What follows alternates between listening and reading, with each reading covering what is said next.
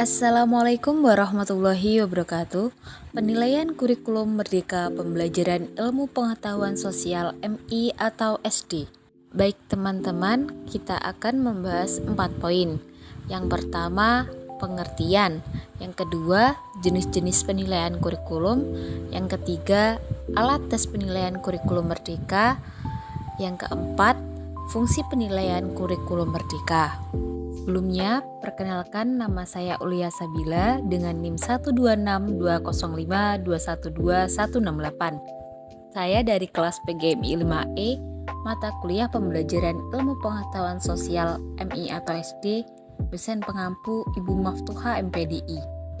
Baik, kita masuk ke poin yang pertama, yaitu pengertian.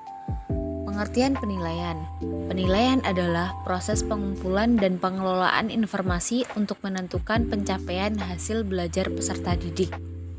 Penilaian kurikulum Merdeka adalah proses penilaian yang dilakukan pada pembelajaran yang mengacu pada prinsip-prinsip pembelajaran kurikulum Merdeka. Poin yang kedua yaitu jenis-jenis penilaian kurikulum. Di sini saya mengambil 3 contoh jenis-jenis penilaian kurikulum, yaitu penilaian formatif. Penilaian formatif adalah penilaian yang dilakukan selama proses pembelajaran untuk memberikan umpan balik kepada siswa dan guru. Penilaian summatif. Penilaian berupa data kualitatif yang dilaksanakan secara periodik setiap selesai satu topik atau materi. Yang terakhir, penilaian proyek. Penilaian yang dilakukan dengan memberikan tugas kepada siswa untuk membuat proyek yang mencerminkan pemahaman mereka terhadap materi pembelajaran. Poin yang ketiga, alat tes penilaian kurikulum Merdeka. Beberapa contoh alat tes penilaian kurikulum Merdeka di antara lain, yang pertama, tes tulis. Tes tulis dapat digunakan untuk mengukur pemahaman siswa terhadap materi pembelajaran. Yang kedua, tes lisan. Tes lisan dapat digunakan untuk mengukur kemampuan siswa dalam berbicara dan menyampaikan ide secara lisan.